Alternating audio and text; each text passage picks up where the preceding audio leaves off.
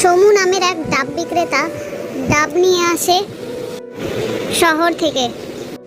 একদিন সমুর শহর থেকে ডাব নিয়ে আসতে সন্ধ্যা হয়ে যায়। সন্ধ্যা হতে হতে আরও চারিদিক অন্ধকার হতে থাকে, আরও রাত হয়ে যায়। তখনই এক শাকচুন্নি এসে সমুকে শাকচুন্নি সমু ডাবওয়ালাকে বলে, কিরে সমু ডাবওয়ালা, ডাব নিয়ে যাচ্ছিস? ডাবগুলো আমাকে দিয়ে যা, আমিও খাই। অনেক দিন থেকে ডাবের জল খাওয়া হয়নি, ভাবলাম তোর আজ সব ডাব আমি খেয়ে নেব। চল চল দে, ডাবগুলো নামা।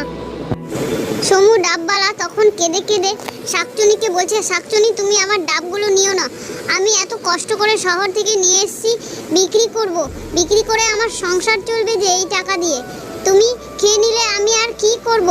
তখন শাকচুন্নি, ডাবগুলো আমাকে দিয়ে যা। সমু কোনো মতো শাকচুন্নি থেকে দূরে গিয়ে তার ডাবের ব্যবসা করতে বসলো, কিন্তু শাকচুন্নি গিয়ে উপস্থিত হয়ে গেছে। শাকচুন্নিকে দেখতে পেয়ে সমু কি করবে বুঝতে পারে না, একবার এদিকে মুখ ঘোরাচ্ছে, একবার ওইদিকে মুখ ঘোরাচ্ছে। সমুর মাথায় এক বুদ্ধি আসলো, শাকচুন্নি সেইখানে বসে আছে আর সমু বলছে যে আমি গান করতে শুরু করে দিই, শাকচুন্নিকে কোনো পাত্তাই দিব না। তারপর সমু ডাবওয়ালা গান করতে শুরু করে দেয় নিজের অজান্তেই। এদিকে বৃষ্টি পড়ছে, এদিকে সমু ডাবওয়ালা গান করছে। তারপর একটি ডাব শাকচুন্নিকে দেয়।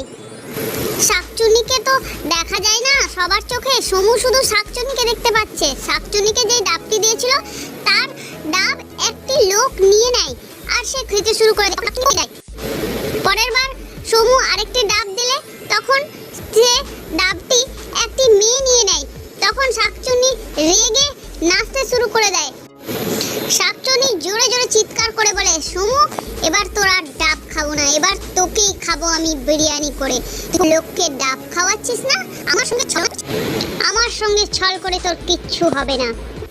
আজ তুই বাড়ি যাওয়ার পথে আমি তোকে দেখাচ্ছি মজা। শাকচুন্নি তখন দেখে সমুর দোকানে অনেক ভিড়। তখন সে এক জাদুই বল ছুড়ে দেয় সমুর মাথার উপরে। সমু ডাবওয়ালার ডাব বিক্রি করে শেষ হয়েছে, আর যেই বাড়ি যাবে শাকচুন্নি অমনি জাদুর ছলে ডাবের বস্তার উপরে জাদু করতে গিয়েছে আর নিজেই অজ্ঞান হয়ে পড়ে যায়, কারণ সেইখানে এক পরী এসে সমুকে বাঁচিয়ে দেয়। তো বন্ধুরা, সমু ডাবওয়ালা পরীর জন্যই বেঁচে যায়। তারপর পরী সমুকে অনেক আশীর্বাদ দিয়ে সেইখান থেকে চলে যায়, আর সমুও চলে যায় বাড়িতে। সমু বাড়িতে পৌঁছে শান্তির নিঃশ্বাস নেয়। তো বন্ধুরা, সমু ডাবওয়ালার আর শাকচুন্নির গল্পটি যদি তোমাদের ভালো লাগে তাহলে গল্পে লাইক শেয়ার কমেন্ট করে দিও আর চ্যানেলটাকে সাবস্ক্রাইব করে দিও। তো দেখা হচ্ছে পরের গল্পের সাথে।